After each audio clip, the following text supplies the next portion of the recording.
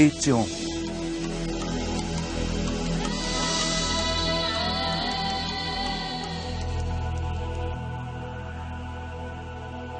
O que é um homem? O que é uma mulher? Para começar, eles são diferenciados pela natureza. Mas além das diferenças físicas, o que distingue um do outro permanece um mistério. Homens e mulheres. Distribuição Sinapse.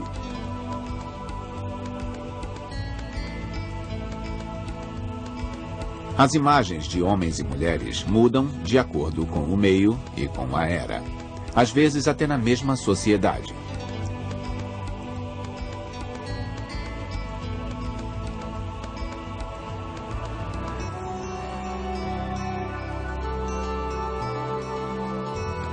Há quem acredite que homens e mulheres sejam fundamentalmente diferentes.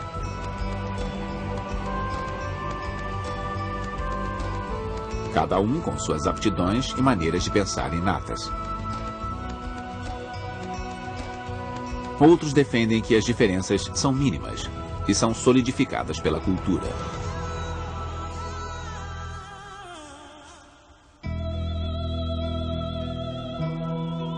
Por muito tempo, as mulheres foram relegadas à esfera da vida doméstica. O papel delas era gerar filhos.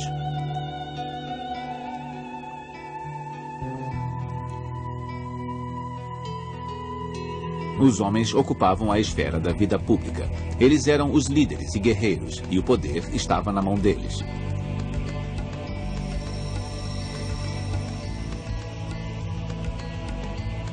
Desde o início do século XX, vimos grandes mudanças nas relações entre homens e mulheres.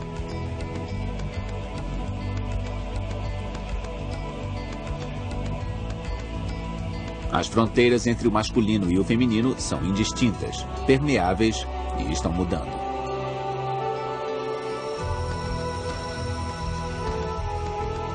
A ruptura de identidades tradicionais levanta muitas questões. Estarão os homens e as mulheres fadados à definição de opostos? Poderemos ter a esperança de um dia complementarmos um ao outro?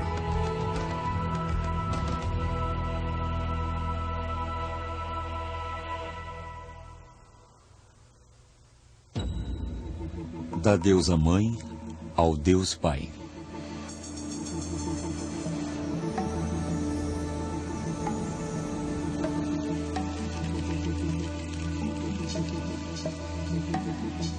No início, homens e mulheres dividiam o trabalho. Os homens, que não eram impedidos pela gravidez, eram os primeiros a se aventurar em território desconhecido. Mas as mulheres eram as coletoras e providenciavam a maior parte do alimento. Durante muito tempo, as duas atividades se complementaram, já que as duas eram essenciais à sobrevivência. Homens e mulheres eram interdependentes.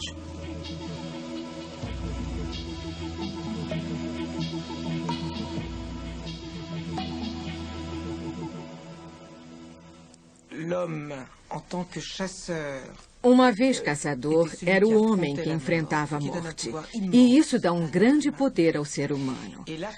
Era a mulher que tinha os filhos, o que também dá um grande poder ao ser humano. O resultado eram duas forças paralelas, e não uma superior à outra.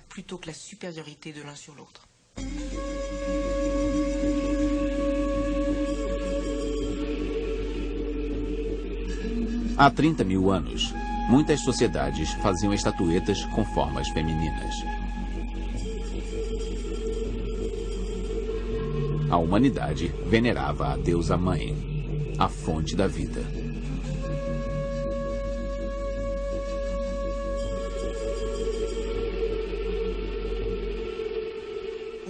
Seriam essas sociedades matriarcais no sentido de que eram controladas por mulheres? Não sabemos. Só sabemos que de sociedades muito antigas até as mais atuais, nas quais os mitos que a sociedade cria, os mitos da criação, que são mais centrados na mulher e não no homem, a situação parecia ser mais favorável à mulher, em termos de direitos de possuir bens, ter uma ligação firme com os filhos, a família e a própria origem. As coisas pareciam ser melhores em sociedades em que há mais foco no princípio feminino na criação.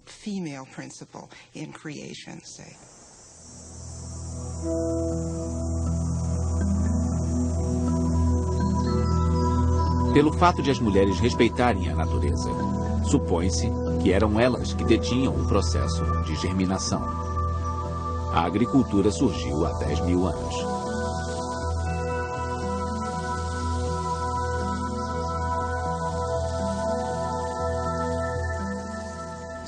Naquele período em que as mulheres detinham o poder da agricultura, o poder divino, o poder da procriação, certamente foi quando tiveram o maior poder já visto na história humana.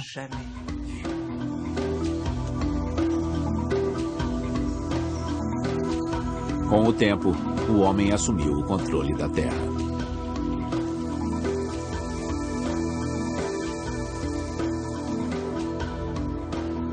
Pelo fato de cuidarem do gado, acha-se que desenvolveram a consciência de seu papel de genitores, observando os animais no pasto. Estes dois elementos levaram à desvalorização do princípio feminino. Passamos da era da deusa-mãe para a era do transcendental Deus-Pai.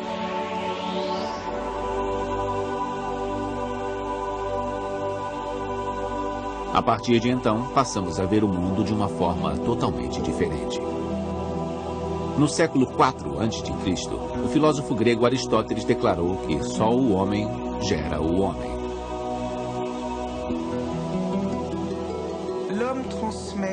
O homem transmite o princípio da humanidade. Inteligência, espírito, forma humana. A mulher, com a menstruação, que é uma substância sem forma ou inteligência, fornece o material. Isso era visto como bem menos importante. O homem dá a marca humana. A mulher existe para gerar o filho. É um receptáculo, quase um animal sem inteligência. Seu papel é secundário na procriação. Esta foi uma incrível inversão e o início do patriarcado que dominou até pouco tempo atrás.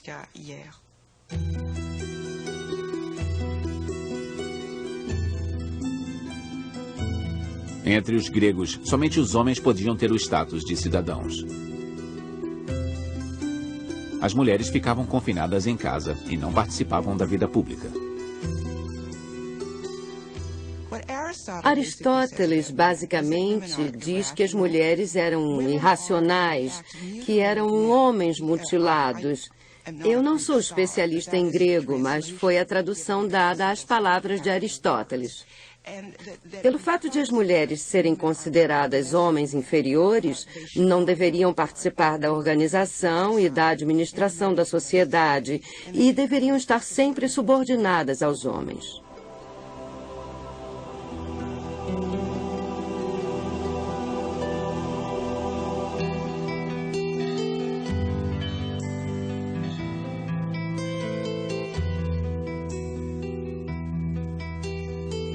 As mulheres tinham mais direitos e liberdade na Idade Média. Uma mulher infértil não podia ser repudiada. A herança de uma esposa era a propriedade inconteste dela. E os filhos não podiam lhe ser tirados.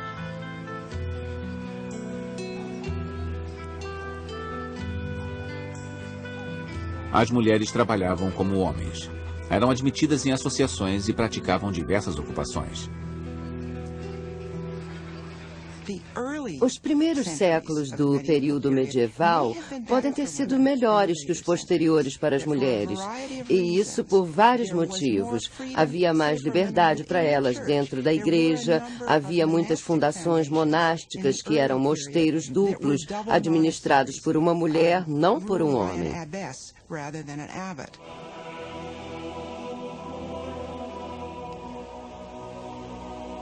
A mensagem de Cristo era revolucionária, pois era imparcial. Incentivando o consentimento mútuo entre cônjuges e estabelecendo Maria como objeto de adoração, a Igreja defendia a igualdade.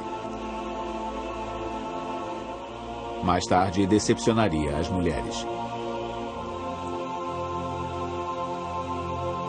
Para os teólogos do século XII, as mulheres eram sedutoras e perigosas, como Eva.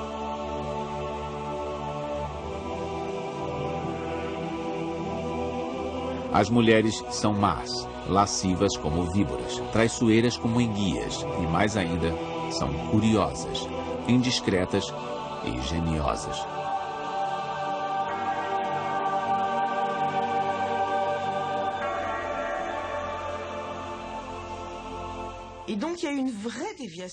A mensagem das igrejas desviava muito da mensagem de Cristo. Esta mudança justificava a opressão das mulheres pelos homens.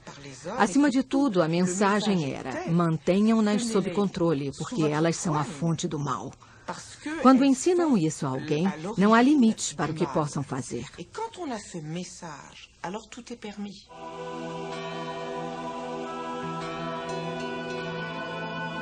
Aos olhos da igreja institucionalizada, as mulheres foram consideradas seres inferiores, que deviam obediência primeiro aos pais, depois aos maridos.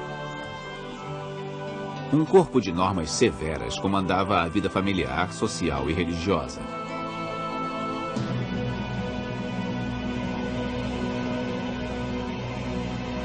Quem as desafiasse correria o risco de entrar em desacordo com a caça às bruxas que varreu a Europa entre os séculos XV e XVII.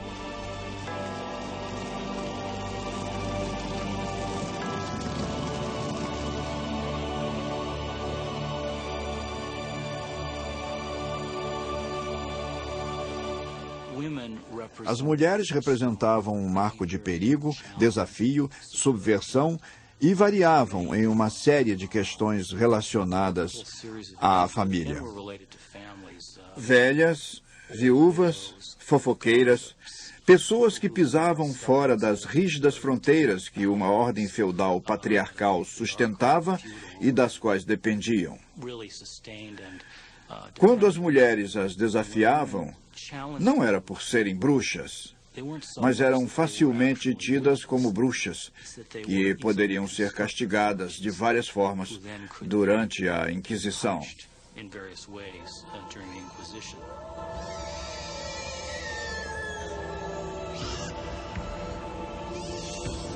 Os homens também eram acusados de bruxaria. Mas o desvio da moral da época era punido com mais frequência quando as acusadas eram mulheres.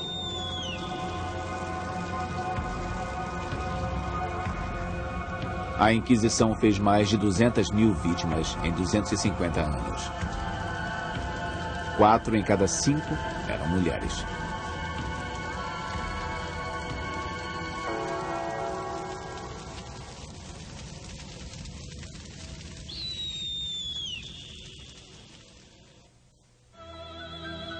Os direitos das mulheres.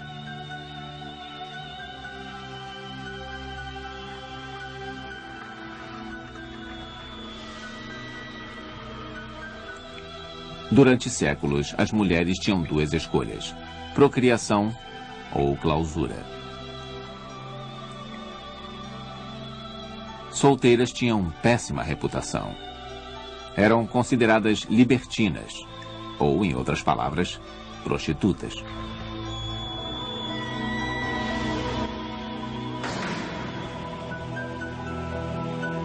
Para os homens, a realidade era totalmente diferente.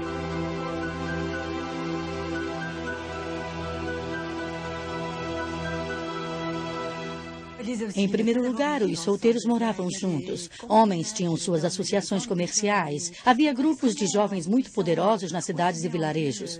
Os rapazes tinham seus próprios rituais, suas próprias reuniões e seus próprios pontos de encontro.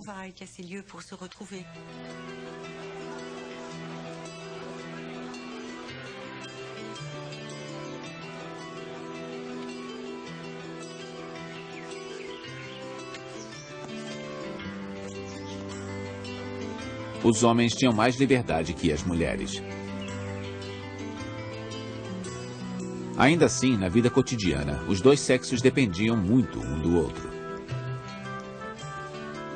Se você fosse da classe proletária dos séculos XVI, XVII ou XVIII, não poderia viver sozinho. Era necessário o salário de 2 pessoas.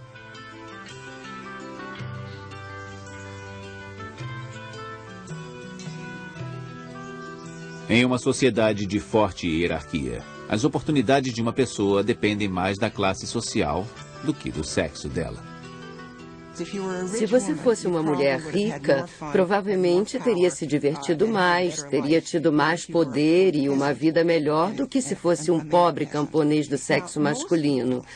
A maioria das pessoas da sociedade europeia nessa época era camponesa, o que representava 90% da população. Entre homens e mulheres camponeses, certamente os papéis não eram iguais, mas havia divisão das tarefas. Nas cidades, homens e mulheres de classe média também dividiam o trabalho. A mulher do comerciante havia aprendido a negociar e usava tal conhecimento. Ela não ficava em segundo plano, tinha muitas responsabilidades. Podemos dizer que ela aceitava todas as coisas desagradáveis a ela atribuídas, como a fofoca, a impulsividade e a chamada intuição feminina. E as usava quando barganhava com outros comerciantes e artesãos.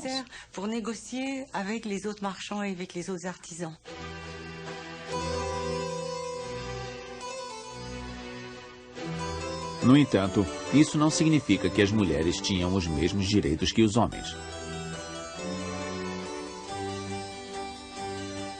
As mulheres não tinham direito de herdar um legado. Podiam ser chamadas para testemunhar no tribunal, mas sua assinatura não tinha valor legal. Nos códigos e costumes, elas eram chamadas de legalmente imbecis.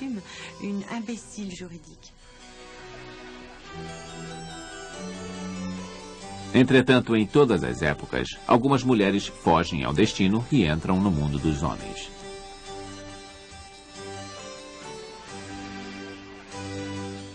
A grande oportunidade para as mulheres no século XVIII era o salão, um lugar para exercitar sua mente, as faculdades mentais ou interesses intelectuais e científicos.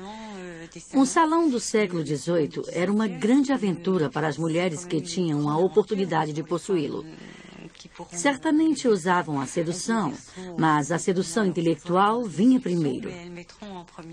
Grandes filósofos como Voltaire, Diderot e muitos outros frequentavam os grandes salões das mulheres.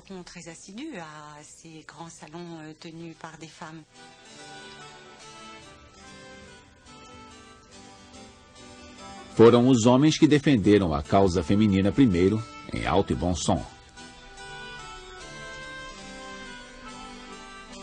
Durante a Revolução Francesa, o Marquês de Condorcet exigiu justiça para as mulheres. As mulheres deveriam poder votar e ter o direito de ter um emprego. Podem dizer que não é possível, porque ela pode engravidar. Minha resposta é: você se recusa a atribuir responsabilidades ao homem por ele ter dor de cabeça?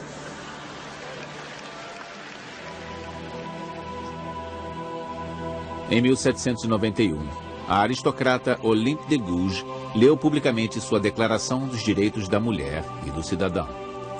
Ela exigia o direito à liberdade, propriedade e segurança para todas as mulheres e incentivava a resistência à opressão.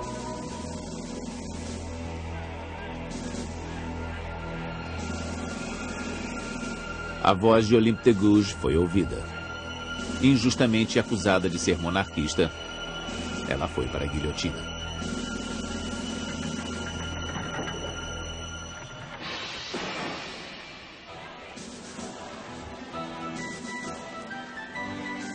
A Revolução Francesa foi uma decepção para as mulheres. Com o Código Civil de Napoleão, que restabelecia a plena autoridade do marido, as mulheres perdiam todo o direito legal sobre seus bens e seus filhos.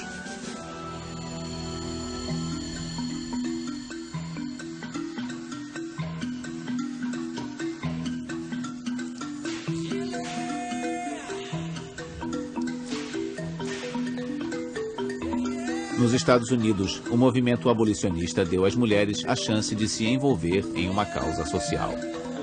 Isso lhes deu o conhecimento e a força de que precisavam para organizar grupos e fazer pressão.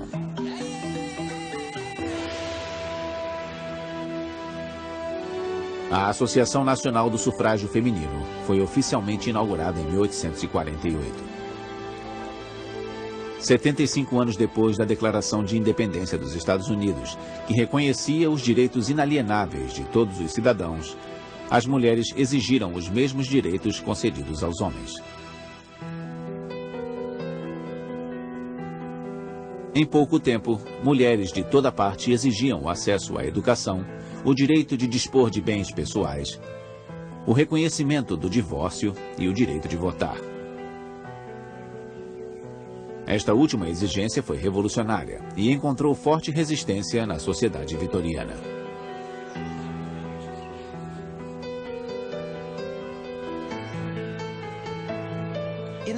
No período vitoriano, quando se tem uma divisão intensa entre o público e o particular, pelo menos em teoria, achava-se que o papel da mulher deveria ser restrito à esfera privada e o papel do homem à esfera pública.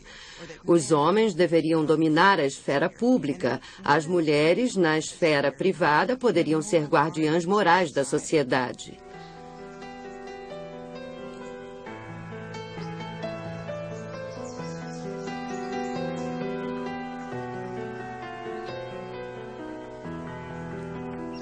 Muitas pessoas chegaram a dizer que dar o direito de voto às mulheres significaria o colapso da vida familiar, porque as mulheres deixariam a família para participar da vida pública.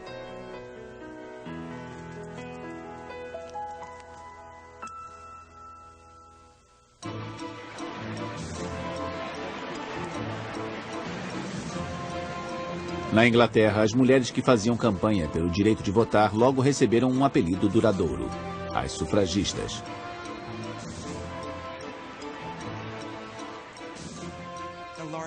A maior das organizações de sufragistas usava várias táticas consideradas censuráveis para as mulheres e pouco femininas para a época. Elas marchavam em grandes procissões. Quando não conseguiam resultados, quebravam algumas vidraças. Quando o governo as prendia por quebrar vidraças, elas faziam greve de fome. Determinadas a não retrocederem sem ter ganho a batalha, algumas sufragistas faziam atos desesperados de violência.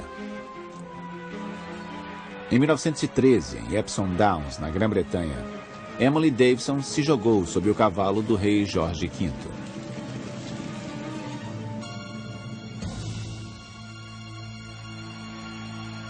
Ela morreu pisoteada.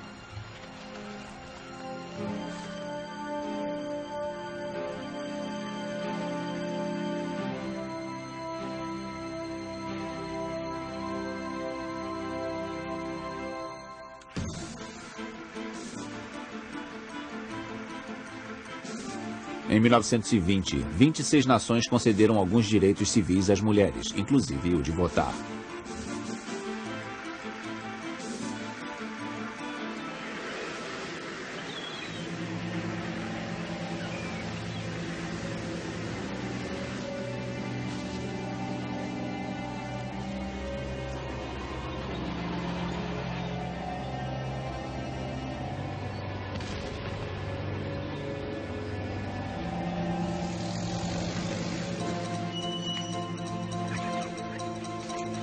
Durante a Segunda Guerra Mundial, as mulheres foram convocadas a dar uma contribuição em massa ao esforço de guerra. Era a chance de fazerem trabalhos tradicionalmente masculinos.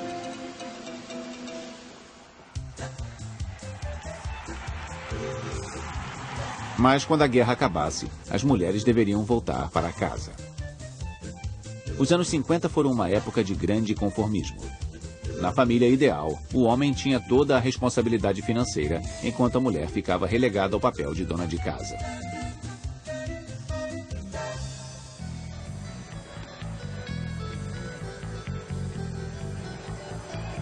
Só nos anos 60 surgiu um novo movimento feminista.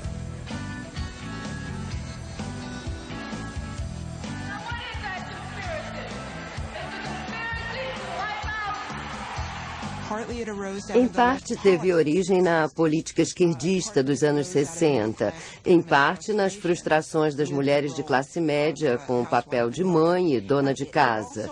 Mas também veio de outras partes da sociedade, dos movimentos sindicais, por exemplo. Teria vindo também das atividades de mulheres afro-americanas de uma forma diferente, embora em alguns casos juntamente com mulheres brancas. Há diversos motivos, mas o interessante é notar as novas saídas do feminismo dos anos 60. Havia um novo desafio no nível básico, novas questões sobre a natureza da mulher e também sobre que papel ela deve ter na nossa sociedade.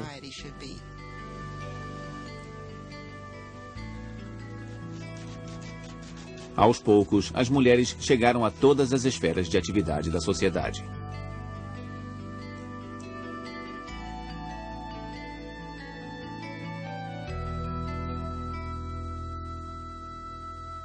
Acho que no século XX os homens estavam ficando cansados da Primeira Guerra Mundial. Quando havia milhões deles nas trincheiras e milhões que foram mortos. O fato de que os homens não podiam fazer tudo, não podiam estar na guerra, não podiam estar na vida pública, não podiam ganhar dinheiro suficiente para atender a todas as necessidades da família sem a ajuda da mulher. Os homens foram aceitando bem a possibilidade de dividir este fardo tão pesado com as mulheres. Acesso ao trabalho, um sinônimo de autonomia, o direito à contracepção e ao aborto e o questionamento de casamentos tradicionais enfraqueceram as fundações do patriarcado. Em uma única década, as feministas romperam a maior parte das correntes que oprimiam as mulheres.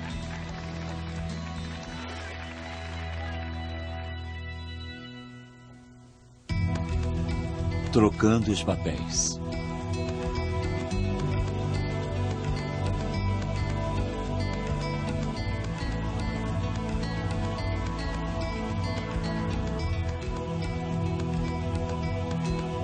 Em décadas recentes, homens e mulheres se aproximaram mais do que nunca na história.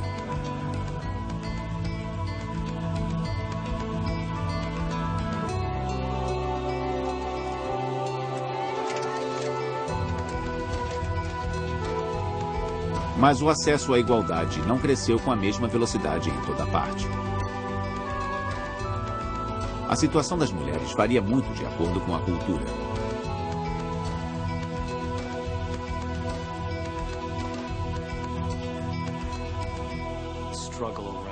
A luta em torno da liberdade sexual, quando você tenta superar casamentos arranjados, intervenções médicas no corpo feminino, dotes, preços de noiva, o véu, tudo isso é muito diferente. Mas as questões de igualar as relações entre os sexos, colocando a mulher e o homem em pé de igualdade, não são diferentes, assim como as questões de entrada na economia.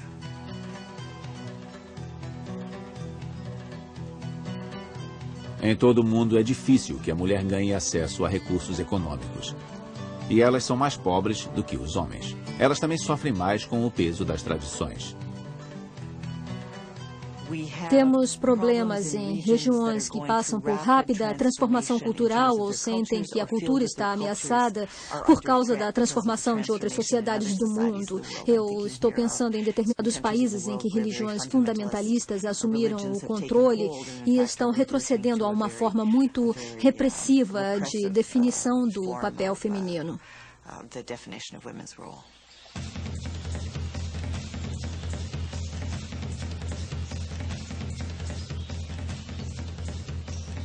Todas as culturas sempre tentaram reforçar as fronteiras entre os sexos. Em algumas partes do mundo, não basta nascer ou crescer para ser homem ou mulher. As pessoas se tornam adultas através de rituais que marcam o corpo.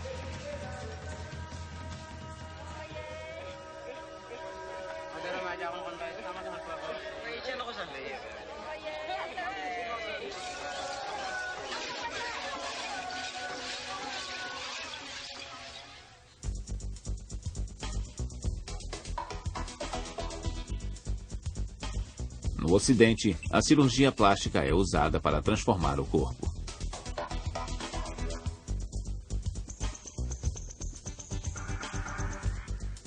Para se identificar com o ideal de feminilidade ou virilidade, algumas pessoas se dispõem a fazer qualquer tipo de sacrifício.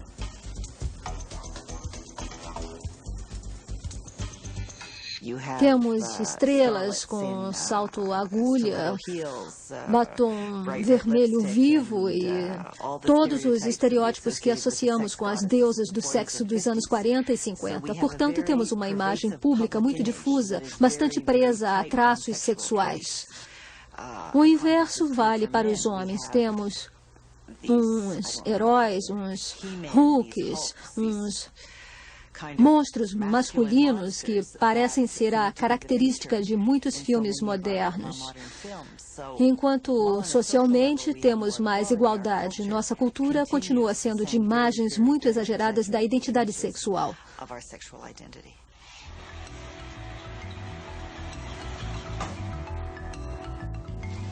Quando papéis e identidades tradicionais estão mudando, o resultado é a inquietação.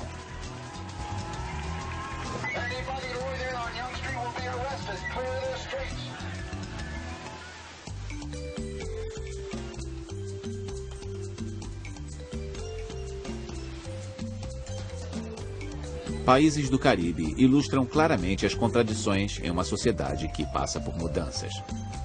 Em Trinidad, o governo aprovou leis protegendo as mulheres em caso de divórcio ou violência doméstica. As leis tiveram sucesso, incentivando as meninas a ir à escola. Mas essas normas têm efeitos colaterais infelizes. Garotos abandonaram a educação superior, que hoje é basicamente um domínio feminino. O controle sobre as meninas é uma parte importante da definição deles de masculinidade e virilidade.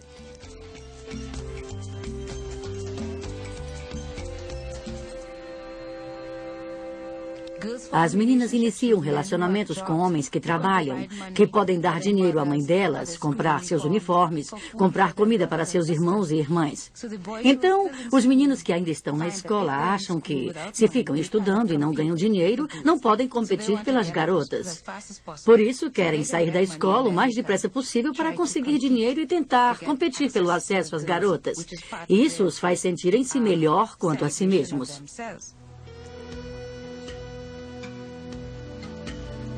Por não terem diploma, geralmente os homens não conseguem suprir as necessidades da família e as mulheres os rejeitam.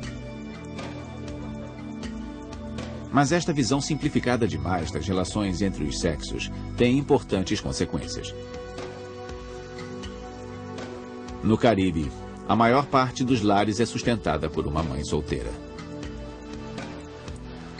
Ser pai é muito mais do que prover o dinheiro. Ser pai é isso também, porque vivemos em uma economia movida a dinheiro e as crianças precisam dele. Isso é importante, não é uma coisa ou outra. Mas o que as famílias caribenhas estão tentando mostrar é que a paternidade não se resume a dinheiro. Também envolve tempo, carinho, amor, envolve demonstração de sentimentos. A nova divisão de territórios entre homens e mulheres cria desassossego. Mesmo que as mulheres tenham conquistado maior independência, ainda estão expostas à violência masculina. Estudos mostraram que quanto mais autonomia as mulheres conquistam, mais a violência contra elas tende a aumentar.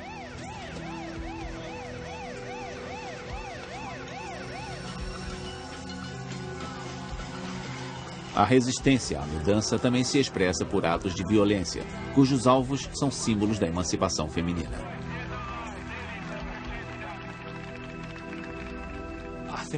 Acho perturbador que o direito fundamentalista em países capitalistas avançados tenha dado viradas cada vez mais violentas, e isso fica mais evidente no ataque aos direitos de reprodução e na questão do aborto. Clínicas foram bombardeadas, médicos foram assassinados. Existem campanhas cujo alvo são aqueles que apoiaram os direitos da mulher nessas áreas. É um movimento de minoria, porém muito perigoso.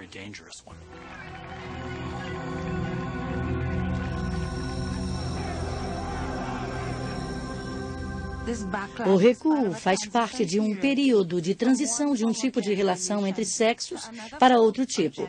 A esperança é de que, ao fazer esta transição, dependendo do que aconteça, cheguemos a uma nova situação em que homens e mulheres entendam melhor o novo tipo de relacionamento necessário.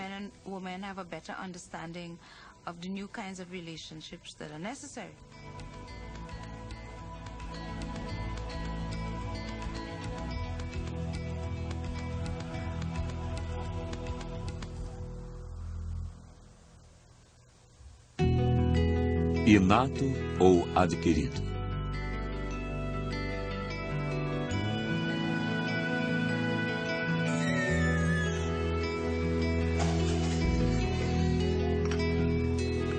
Nas naturezas feminina e masculina, o que é adquirido e o que é inato?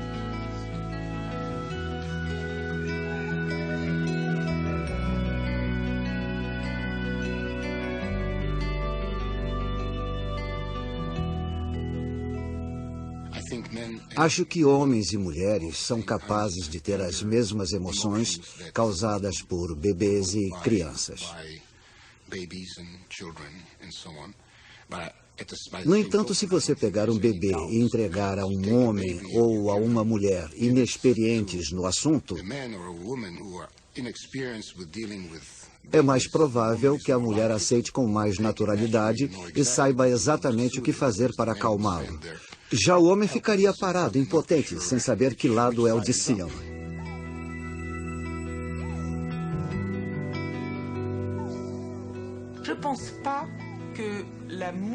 Não acho que amor seja automático. Não acho que uma mulher necessariamente saiba cuidar de uma criança espontaneamente melhor do que um homem. Acho que o elo entre mãe e filho, assim como o elo entre pai e filho, é construído, tecido dia após dia. Logo, um homem pode cuidar de uma criança com a mesma facilidade que uma mulher.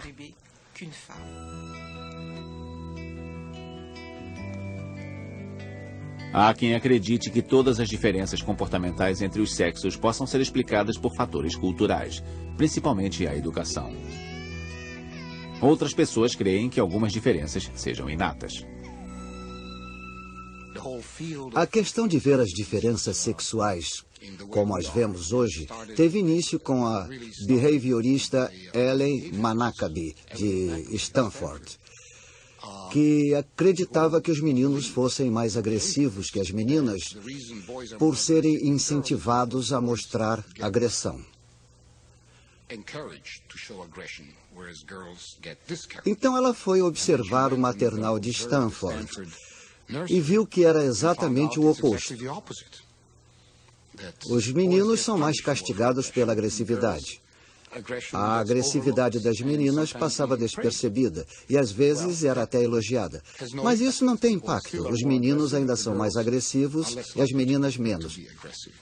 E é aí que entra a biologia.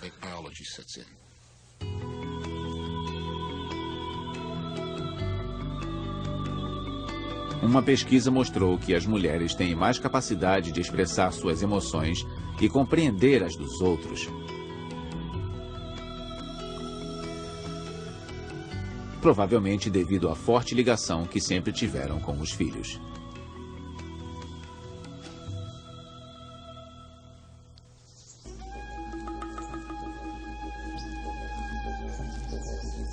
Durante milhões de anos, o homem caçou para sobreviver. Acha-se que foi assim que desenvolveu uma maior habilidade de orientação. Esta aptidão pode explicar por que os meninos geralmente são melhores em matemática do que as meninas. Pela pesquisa que estivemos conduzindo, pode-se dizer que as mulheres se saíram tão bem quanto os homens na área da matemática, que não tem muitos aspectos espaciais como a álgebra. É possível que, se houvesse mais mulheres formadas em matemática, elas encontrariam áreas nunca exploradas pelos homens, pois são áreas difíceis para eles e talvez mais fáceis para elas. Ou talvez pudessem ser exploradas, mas não achassem interessantes ou importantes. As mulheres podem achar que sim. Mesmo que as mulheres de hoje sejam incentivadas a entrar em todas as áreas tradicionalmente de competência masculina, algumas áreas continuam a ser dominadas por homens. Por exemplo, as mulheres ainda são minoria em parlamentos e quadros de diretoria no mundo inteiro. As mulheres lidam de forma diferente com o poder na nossa cultura, devido à sua socialização e à dos homens. Na nossa cultura, os homens aprendem desde cedo que o poder deve ser algo natural. Geralmente, os homens têm mais naturalidade no poder do que as mulheres. Mas algumas mulheres se sentem muito confortáveis no poder. Eu sinto desconforto com a noção de poder. Para mim, o poder sobre as outras pessoas é sempre preocupante. Eu acho benéfico e salutar que as mulheres tenham mais problemas com o poder do que os homens. Talvez por isso precisemos de mais mulheres em posições de poder. Talvez para mudar a aceitação direta da noção do que é direito ter poder sobre outras pessoas. Antes, as mulheres que alcançavam posições de administração frequentemente tinham que abrir mão da vida privada. Hoje, as mulheres lutam para conciliar a maternidade e a vida profissional. Elas exigem que o trabalho seja reorganizado para que homens e mulheres tenham mais tempo para a família.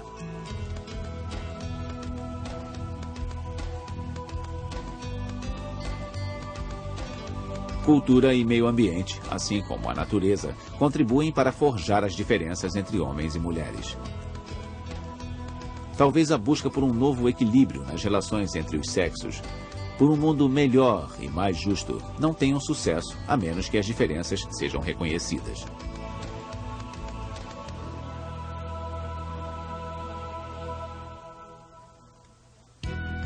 Rumo a um novo equilíbrio.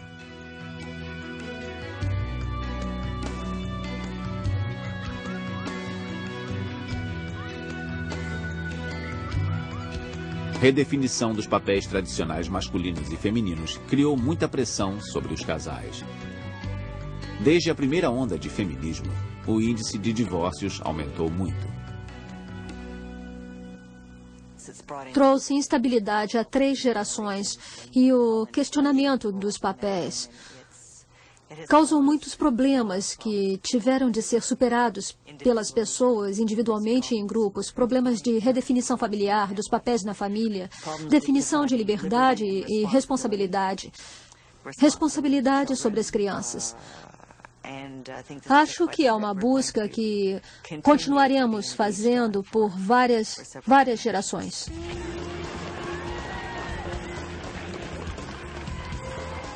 O mundo ocidental foi muito desestabilizado por mudanças nas últimas décadas e se prende desesperadamente aos marcos que prometem segurança. Nos Estados Unidos, muitos movimentos defendem a volta aos valores familiares.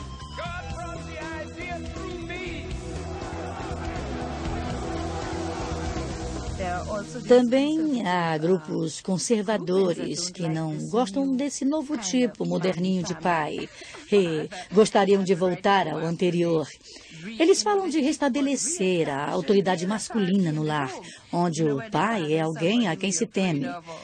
Mas, ao mesmo tempo, vemos especialmente rapazes novos passando mais tempo com crianças e com a permissão da sociedade. Porque as sanções não são tão grandes quanto antes.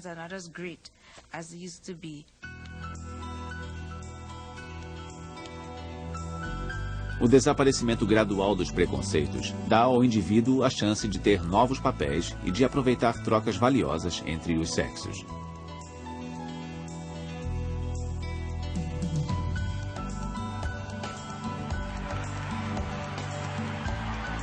as mulheres tiveram muitos ganhos.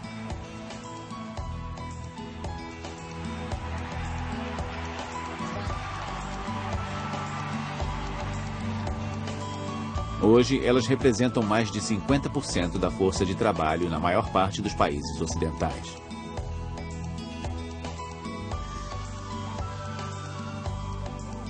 Como ainda carregam mais de metade da responsabilidade sobre os filhos e o lar, são forçadas a jornadas duplas. Em um mundo no qual as estruturas sociais não progrediram com a rapidez das ideias, as mães são sempre levadas ao limite. Excluídos dos valores patriarcais que os definiram durante séculos, afastados do papel de provedores e chefes de família, os homens se perguntam que papel têm hoje.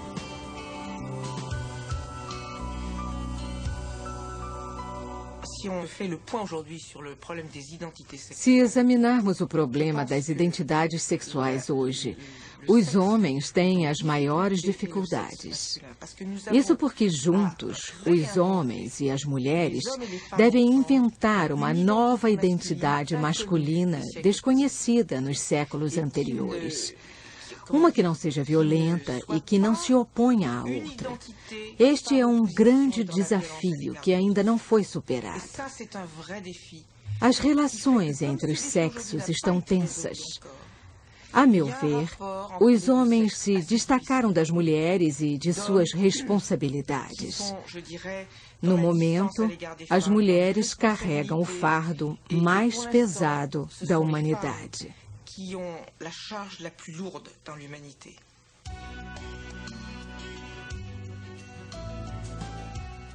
Homens e mulheres dependem uns dos outros desde o início dos tempos. Por toda a história, eles negociaram seus respectivos territórios, sempre com lutas pelo poder em relações baseadas na dominação. Apesar das brigas, eles nunca conseguiram virar as costas totalmente um para o outro.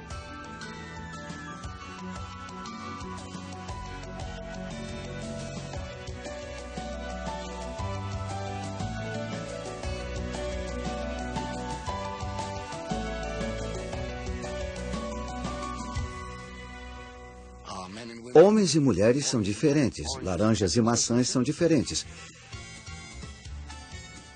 Mas isso não quer dizer que um seja melhor do que o outro.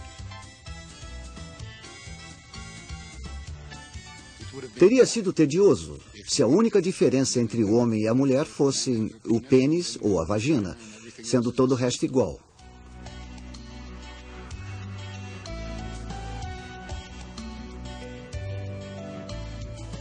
Trinta anos depois de a primeira revolução feminista começar, homens e mulheres ainda procuram criar relacionamentos harmoniosos sem perder o direito de serem diferentes.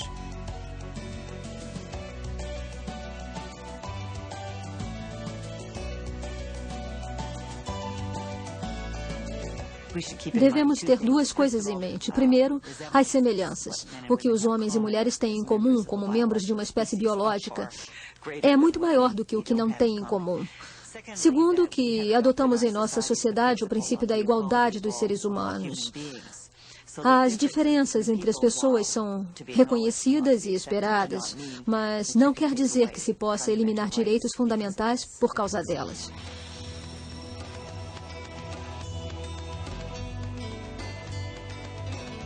Não é impossível imaginar um mundo no qual os dois princípios básicos da humanidade, o feminino e o masculino, sejam reconhecidos.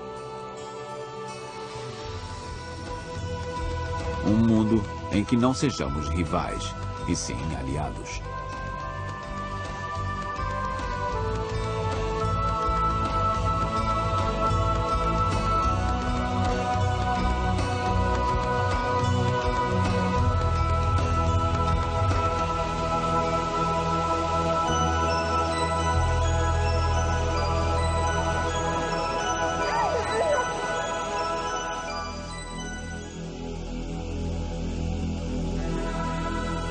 Versão brasileira Audio News.